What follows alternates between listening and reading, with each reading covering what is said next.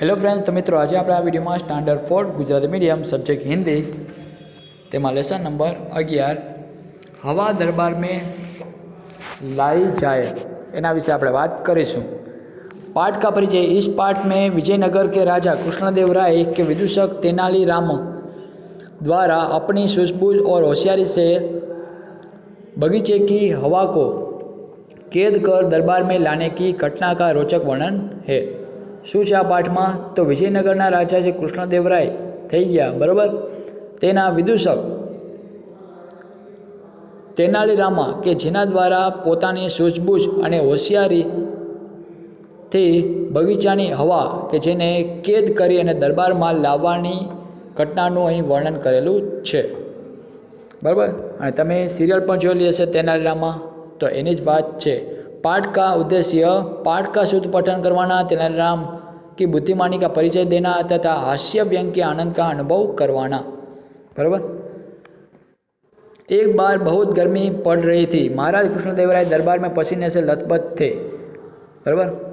राजपुरोहित को कुछ ज़्यादा ही गर्मी सता रही थी। खूब ज गर्मी थी।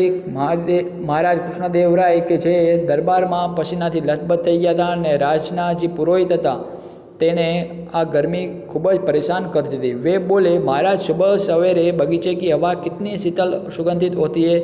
तेने कह्यु कि महाराज सवारनी हवा केवी शीतल एटले खूब ज ठंडी और सुगंधित होय छे। क्या ऐसी हवा दरबार में नहीं लाई जा सकती? शू एवी हवा बहारनी जे हवा छे एकदम शीतल और सुगंधित ए हवा ने अपने दरबार के अंदर न लावी सकी? यह बात सुनते ही महाराज खुश हो गए और घोषणा कर दी कि जो कोई भी बगीचे की शीतल हवा और सुगंधित हवा को दरबार में लाएगा उसे 1000 स्वर्ण मुद्राएं इनाम में दी जाएगी। तरत ज आ बात सांभळता महाराज खूब खुश थई गया और तेणे एवं एलान जाहिर कर्યું कि जे कोई बगीचानी शीतल और सुगंधित हवा ने दरबार में लावशे तेने 1000 रुपयानी सुवर्ण मुद्राओं इनाम स्वरूप में मळशे। सभी दरबारी सिर झुकाकर सोचने लगे कि यह कार्य तो असंभव है। बधा मस्तक नीचू करी अने विचारवा लाग्या कि आ कार्य तो खूब असंभव है, अशक्य है, इसे कोई नहीं कर सकता। भला हवा भी कोई वस्तु है जिसे जहाँ चाहे उठाकर रख लिया जाए बराबर। दूसरे दिन जब दरबारी सभा में आए तो सभी उत्सुकता से एक दूसरे की ओर देखने लगे कि शायद कोई हवा लाया हो।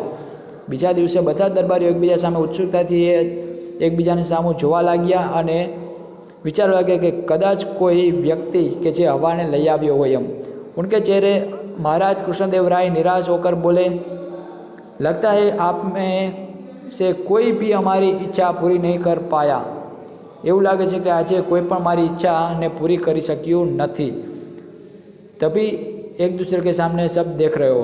तभी तेनालीराम अपने स्थान से उठकर बोले कि महाराज मेरे होते आपको निराश होने की आवश्यकता नहीं है। मैं आपके लिए बगीचे की शीतल और सुगंधित हवा कैद करके आया हूँ।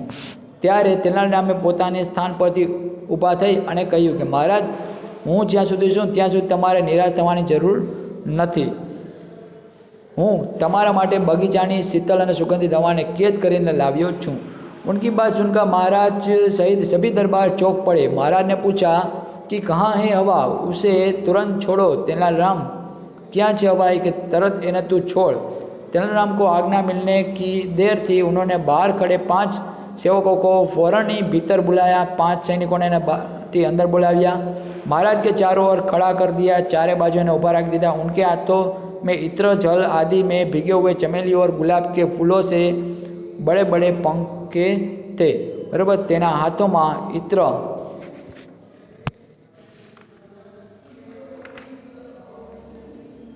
इत्र एटले खुशबूदार पदार्थ कहेवाय जे अत्यारे आपणे स्प्रे तरीके एनो उपयोग करीए छीए ते। पछी पाणी अने तेमां अमुक चमेली अने गुलाबना जे फूल हता ए पण हता अने साथे साथे एना પાંદડીઓ जे छे ए पण एमां हती, पाणीमां मळेली हती। केनी પાંદડીઓ? तो चमेली अने गुलाबनी। त्यार पछी आगळ वात करीए आपणे तेनालीराम का इशारा पाते ही वे महाराज को पंखे झलने लगे। बराबर, तेनालीरामना इशारा थी ए बने महाराज ने पंखो छे ए फेरावा लग्या। थोड़ी देर में पूरा दरबार महकने लगा। बड़े बड़े पंखों की आवाज़ होते ही महाराज को गर्मी से राहत मिली और उन्हें आनंद आने लगा। तेनालीराम की बुद्धि की प्रशंसा करते हुए महाराज बोले कि तेनालीराम, तुम हमारी इच्छा पूरी करने में देर नहीं करते। आज तुम्हें 1000 नहीं 5000 स्वर्ण मुद्राएं इनाम में देने की घोषणा करते। કેટલી એક નહીં પણ એને 5000 सुवर्ण मुद्राओं છે એ इनाम स्वरूप मળી। तथा व्यवस्था मंत्री को आदेश दिया गया कि प्रतिदिन दरबार में ऐसी ही हवा की व्यवस्था की जाए और रोज आज प्रकारनी हवानी व्यवस्था करवामां आवे एवो आदेश पण आप्यो। सभी दरबारियों ने तेनालीराम के सम्मान में खूब तालियां बजाई। बधाए खूब ज एनी ताड़ीओ वगाड़ीने सम्मान आप्યું। चलो शब्दार्थ जोईए।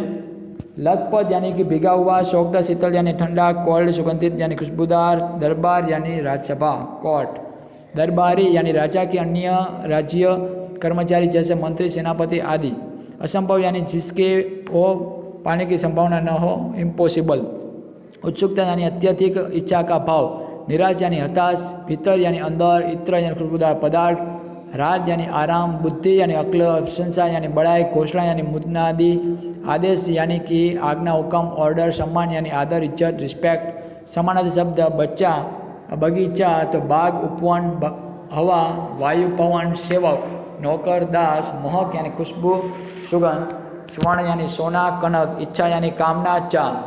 श्रुत लेखन अच्छे रेटिंग से जो लिखना है आपको। कृष्णदेवराय राजपुरोहित, स्वर्ण मुद्राएं, उत्सुकता, व्यवस्था मंत्री, घोषणा, सम्मान। प्रश्न का उत्तर बताओ। गर्मी से कौन कौन परेशान था? तो राजपुरोहित परेशान था। महाराज ने कैसी हवा दरबार में लाने का आदेश दिया? तो शीतल और सुगंधित हवा। महाराज की इच्छा किसने पूरी की थी? तो तेनालीरामन ने।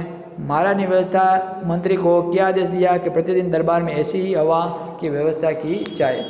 उसके बाद प्रश्न को उत्तर दीजिए। राजपुरोहित किसे दरबार में लाना चाहते थे? तो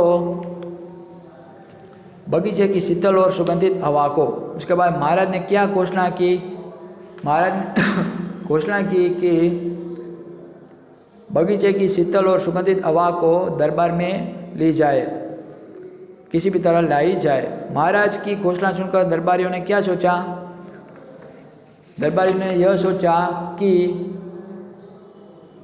भला हवा भी कोई वस्तु है कि जिसे जहाँ चाहे उठाकर रख लिया जाए।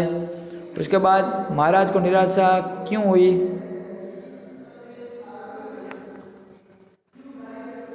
कि लगता है कि दरबार में कोई भी हमारी इच्छा को पूरी नहीं कर पाया। तेनालीराम ने महाराज की इच्छा कैसे पूरी की?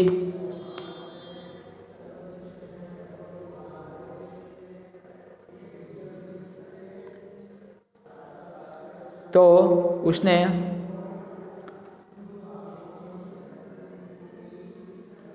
पांच सेवकों को इत्र जल आदि में भिगे हुए चमेली और गुलाब के फूलों से बने बड़े बड़े पंखे थे और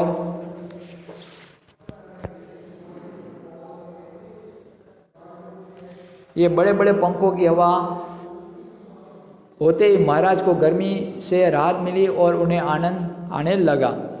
हमें दूसरों की इच्छाओं का पूरा करने के लिए क्या करना चाहिए?